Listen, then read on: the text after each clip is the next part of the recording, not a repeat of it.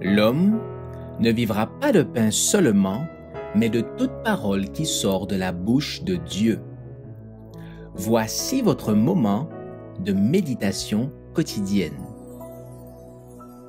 Pour mieux connaître Jésus-Christ.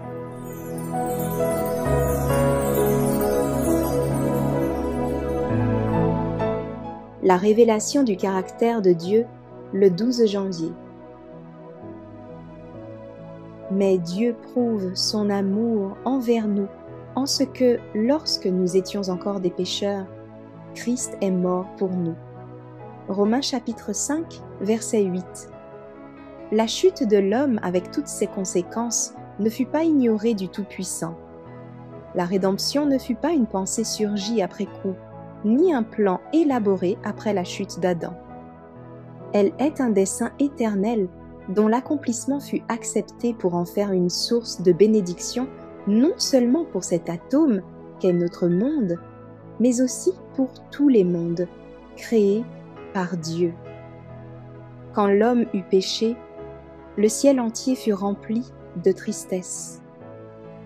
La race humaine, en désaccord avec la nature de Dieu, ne satisfaisant plus aux exigences de sa loi, n'avait d'autre perspective que l'anéantissement.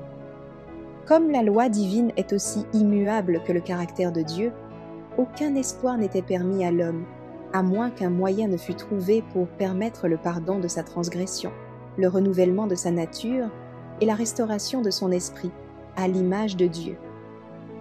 L'amour divin avait conçu un tel plan. Dans l'œuvre de la création, le Christ était avec Dieu.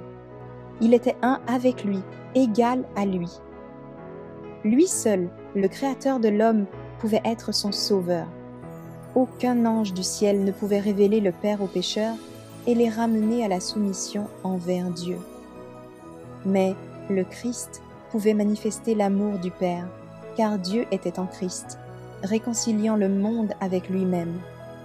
Le Christ pouvait être l'intermédiaire entre un Dieu saint et une humanité perdue et poser à sa main sur nous deux. Job chapitre 9, verset 33. Il proposa de prendre sur lui-même la culpabilité et la honte du péché, de ce péché si repoussant aux yeux de Dieu que cela entraînerait sa séparation d'avec le Père. Le Christ accepta de descendre dans les profondeurs de la dégradation et de l'abjection de l'homme afin de rétablir l'harmonie entre Dieu et l'âme repentante et croyante. Le Christ, l'agneau immolé dès la fondation du monde, s'offrit lui-même comme sacrifice et substitut pour les enfants déchus d'Adam.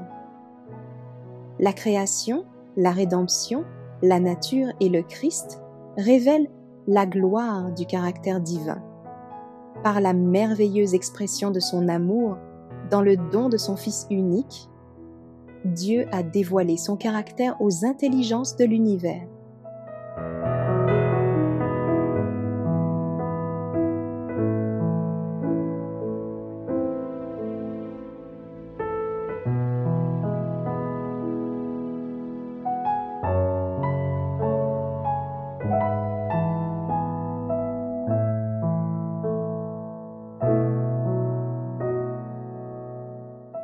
Merci d'avoir écouté cette présentation.